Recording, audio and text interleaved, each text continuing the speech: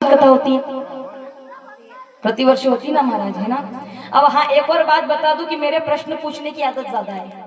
क्यों? क्योंकि मैं कथा करते करते भूल जाती हूँ कि आगे कथा करनी क्या है। तो थोड़ा ध्यान दीजिए महाराज।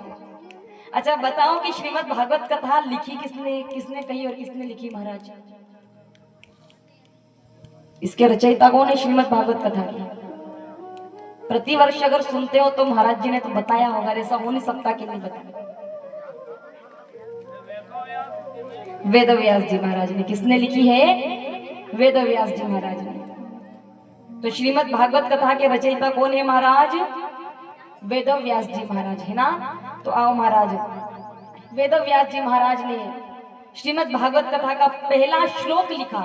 और श्रीमद् भागवत कथा में देखो, जानकारी की बात है और ध्यान में हर हिंदू के मन में होनी चाहिए, हर हिंदू के दिमाग में बात होनी चाहिए। ऐसा नहीं हमारे कई कर्मों याद रखने ना, ये याद की बात नहीं कि हम याद रखें, क्यों रखना याद, ऐसा नहीं है महाराज। कुछ चीजें ऐसी हैं अपने सनातन धर्म की जो हमें पता होनी चाहिए।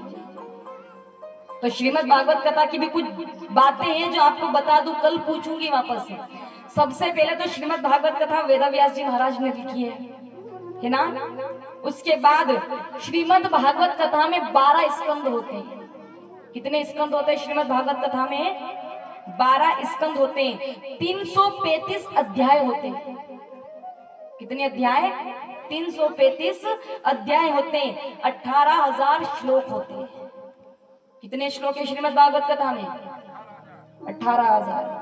7 दिनों में भी श्रीमद् भागवत कथा के 18,000 श्लोकों का वर्णन होना नहीं हो सकता महाराज। क्यों? क्योंकि एक यही श्रीमद् भागवत कथा सप्ताह पारायण भी होती है और महीना पारायण भी होती है। अब महीना पारायण यानी कि 1 महीने की कथा है, और आज के समय में तो सप्ताह पारायण में भी लोगों की मौत आती है महाराज। 3-4 घंटे कथा होती